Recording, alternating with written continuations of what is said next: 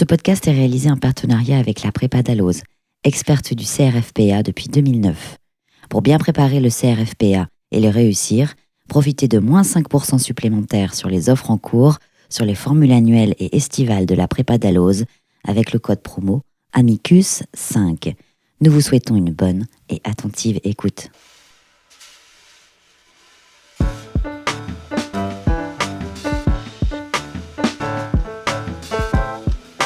Raconte-moi un arrêt, un podcast produit par Tania Rachaud, coordonné par Camille Bloomberg, avec l'aide de Floriane Chéniaud. Bonjour et bienvenue dans Raconte-moi un arrêt. L'arrêt du jour a été rendu par le Conseil d'État en Assemblée le 3 février 1989 sur la demande de la compagnie aérienne Alitalia. À l'origine du conflit, il y a une histoire de sous. Alitalia voulait le remboursement de la taxe sur la valeur ajoutée, la TVA, qui avait été prélevée par la France. Cette demande de remboursement intervient logiquement en raison de l'adoption d'une directive de l'Union européenne qui prévoyait alors la déduction de la TVA pour les entreprises au sujet des biens qui ont été livrés à ces entreprises et les services qui lui ont été rendus dans le cadre de ces activités professionnelles, et donc c'est bien ce qui était en jeu en l'espèce. Au-delà du sujet fiscal, il y a dans cette décision la prise en compte frontale du concept de primauté du droit de l'Union européenne qui est au cœur de nombreux débats actuellement.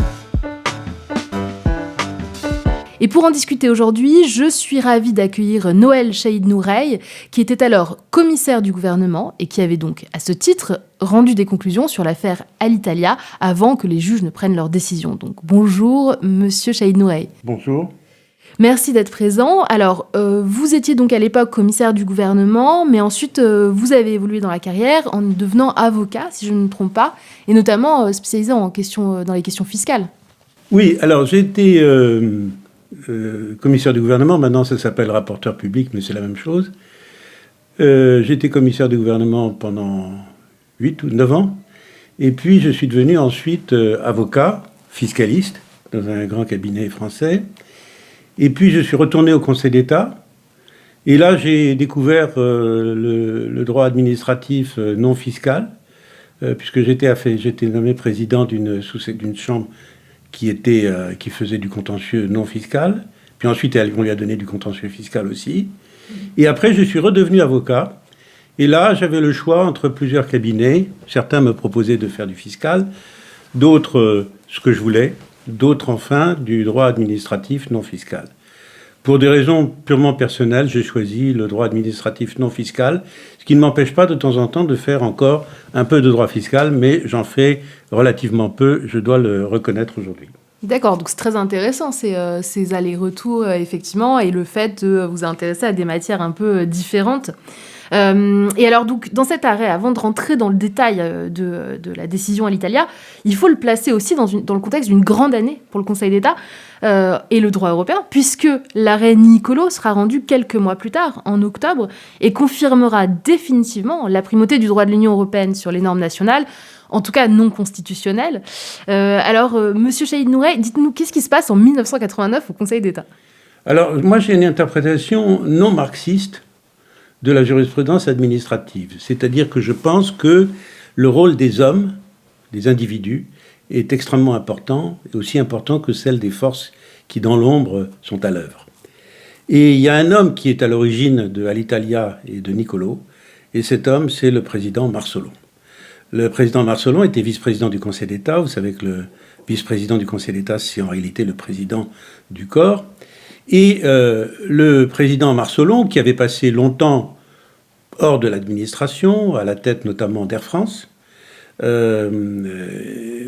était revenu au Conseil d'État et était sidéré de voir la position qu'avait le Conseil d'État sur les problèmes, les questions européennes et sur la suprématie du droit européen. Il trouvait cette position extrêmement frileuse et il l'a trouvée également difficilement compréhensible. Donc il a convoqué le président de la section du contentieux et un certain nombre de présidents de chambre, et il a dit « Qu'est-ce que vous avez sur vos tiroirs, sur vos étagères ?»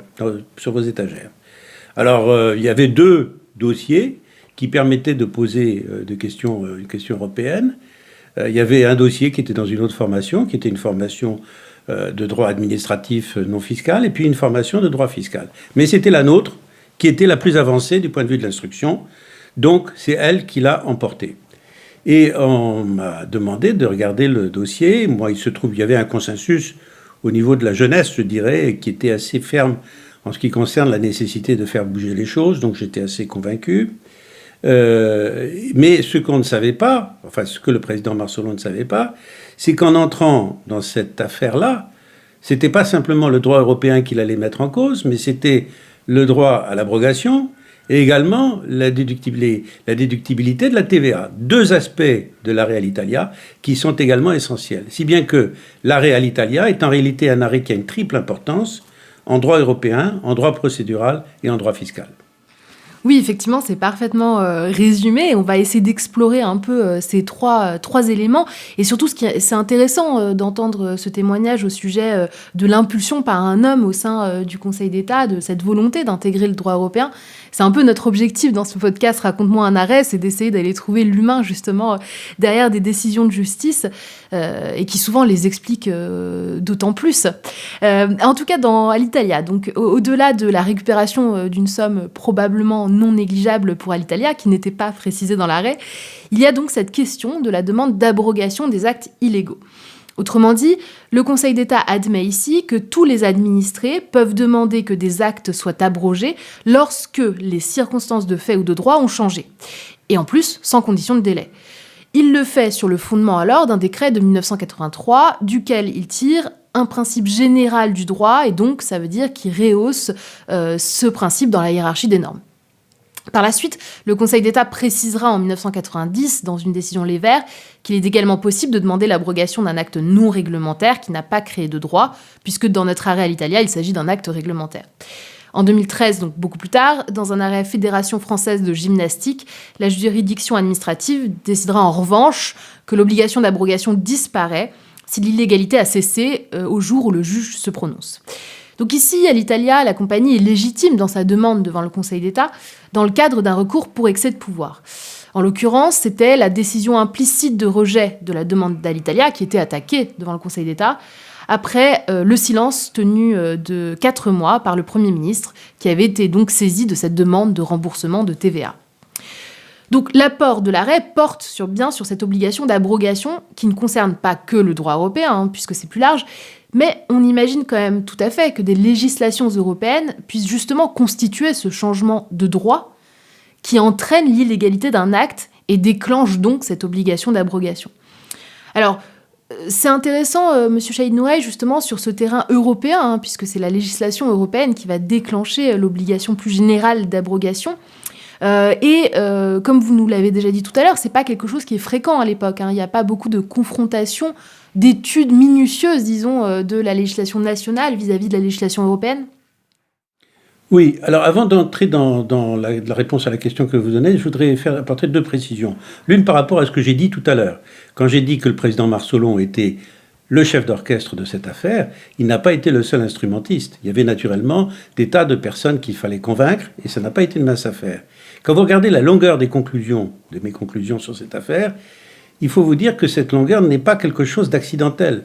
C'est qu'il y avait là tout simplement la réponse aux arguments de chacun des membres de la formation de jugement que j'étais allé voir préalablement et auxquels j'avais demandé « mais qu'est-ce que vous diriez si ?»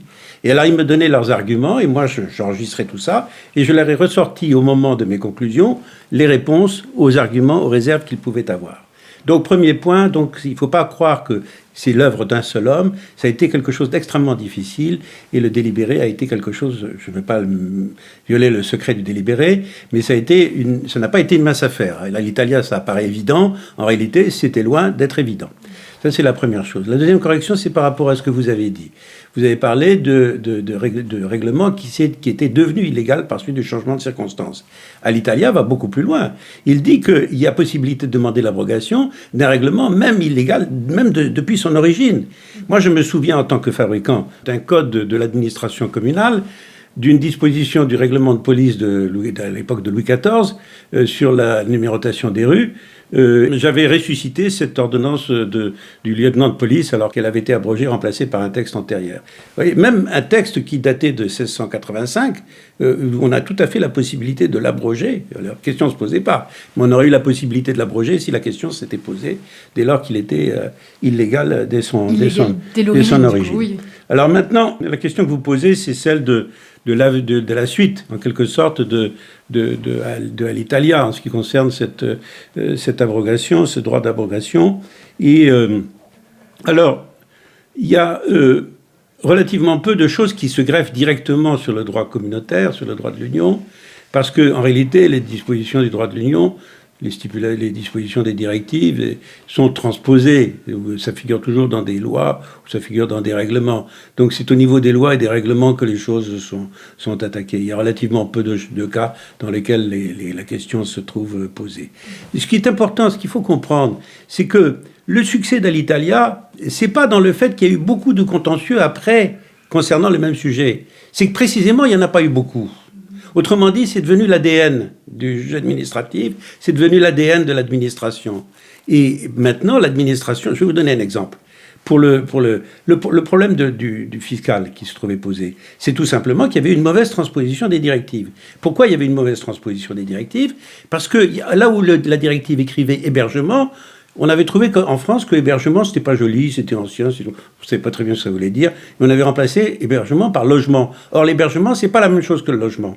On avait remplacé libéralité par cadeau. Or, la libéralité n'est pas un cadeau.